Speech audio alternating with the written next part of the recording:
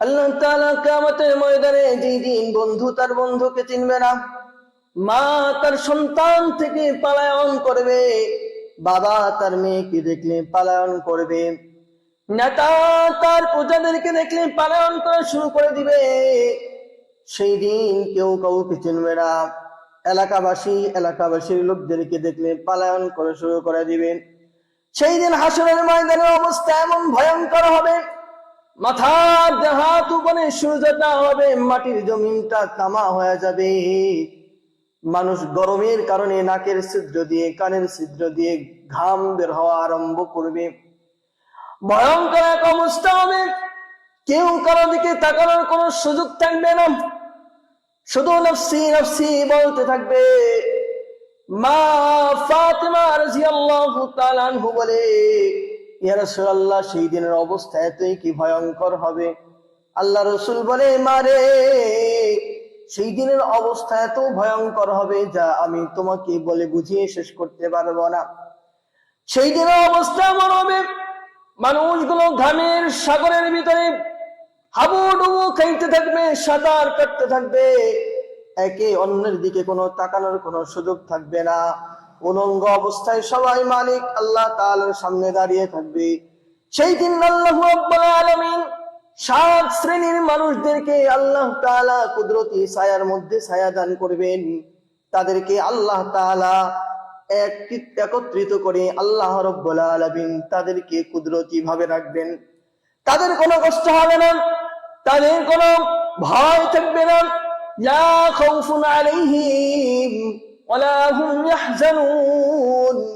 তাদের কোনো সেই দিন কোনো ভয় থাকবে না, কোনো চিন্তা থাকবে না, কোনো পেরেশানি থাকবে না। এদের মধ্যে একজন হচ্ছে ইমামুন আদিল, ন্যায়পরায়ণ বাদশা। যেই বাদশার দ্বারা প্রজারা সবাই ন্যায় বিচার পেয়েছে। আজকে সমাজের মধ্যে ন্যায় বিচার নাই। ইমাম যিনি হবে, যিনি বাদশাহ, তিনি অন্যায় করতেছে, অপরাধ করতেছে, জনগণ কি করবে? এই জন্য ইমামুন আদিল, 1 নম্বর ক্ষমতাশালী বাদশাহ এমন বাদশাহ যেই বাদশাহ হকের উপরে ন্যায় বিচার ইনসাফ কায়েম করবে, যেই নেতা দ্বারা জনগণ কোনোদিন ক্ষতিগ্রস্ত হবে না, জনগণের জানমালের নিরাপত্তা থাকবে, সকল দিক থেকে জনগণ প্রফুল্ল অবস্থায় থাকবে। বাদশাহ দ্বারা এলাকার, সমাজের, দেশের জনগণ গুলো নিরাপদ উপভোগ করবে। এমন বাদশার জন্য আল্লাহ রাব্বুল আলামিন ময়দানে মাহশরে নিজের কুদরতি ছায়ার মধ্যে ছায়া দান করবে।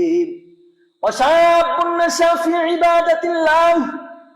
2 নম্বরে এমন জন, এমন যুবক, যেই যুবক যৌবনকালে আল্লাহ তাআলার জন্য উৎসর্গ করে দিয়েছে, আল্লাহর ইবাদতের মধ্যে নিজেদের জীবনকে উৎসর্গ করে দিয়েছে, আল্লাহ তাআলাকে পাওয়ার জন্য, মালিককে পাওয়ার জন্য, রব্বে কায়নাতের দরবারে নিজেদের শিরটাকে, মাথাটাকে ঝুঁকায়া দিছে। এমন মানুষ ওয়াশাবুন নাশা ফি ইবাদাতিল্লাহ, আল্লাহর ইবাদতে পাগল পারা হয়ে গেছে, এমন যুবক সেই দিন আল্লাহ তাআলার কুদরতি ছায়ার নিচে ছায়া পাবে। এই যুবকদের অনেক দাম। সেই দিন এই যুবকরাও আল্লাহ তাআলার আরশের নিচে ছায়া পাবে। সুবহানাল্লাহি ওয়া বিহামদিহি। এরপরে আল্লাহ রাব্বুল আলামিন এর হাবিব সাল্লাল্লাহু আলাইহি ওয়াসাল্লাম উম্মতদেরকে জানায় দেয়, এমন মানুষ ছায়া পাবে যে আল্লাহর জন্য একে অপরকে মহব্বত করেছে, আল্লাহকে পাওয়ার জন্য, দ্বীন ইসলামের জন্য মহব্বত করেছে, আল্লাহকে রব বলে স্বীকার করেছে। এমন মানুষ আল্লাহ তাআলার সেই কুদরতি ছায়ার নিচে ছায়া পাবে। 4 নম্বরে রাজুলুন কলবুহু মুআল্লাকুন ফিল মসজিদ। এমন মানুষ যার উত্তরটা সব সময় মসজিদের সাথে লেগে থাকতো। মুআল্লাকুন বিল মসজিদ, মসজিদের সাথে যাদের আত্মাটা ঝুলন্ত অবস্থায় থাকে, তার মানে হচ্ছে এমন মানুষ, এমন বান্দা, যেই বান্দা জোহর পড়েছে, আসরের অপেক্ষায় থাকে কখন জানি মুয়াজ্জিন আজান দিবে, আসরের অপেক্ষায় থাকে, আসরের নামাজের সালাম যখন ফিরানো হয়ে গেল, মাগরিবের অপেক্ষায় থাকে কখন মুয়াজ্জিন সাহেব হাইয়া আলাস সালাহ বলে ডাক দিবে। মাগরিবের নামাজ শেষ এশারের জন্য অপেক্ষা করতে থাকে।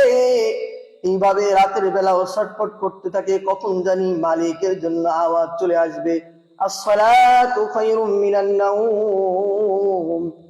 আল্লাহ তাআলার জন্য নামাজ পড়তে চলে যেতে হবে। এই জন্য যাদের অন্তরটা দরপর করতে থাকে, যাদের অন্তরটা কাঁপাইতে থাকে, যাদের হৃদয়টা মসজিদের সাথে সম্পৃক্ত থাকে, আল্লাহ তাআলার ঘরের সাথে সম্পৃক্ত থাকে, এদের জন্য ময়দানে মাহশারে আল্লাহ রাব্বুল আলামিন জান্নাতের ছায়া দান করবে, রহমতি বরকতি চাদরের নিচে আল্লাহ তাআলা তাদেরকে ময়দানে মাহশারে ছায়া দান করবে।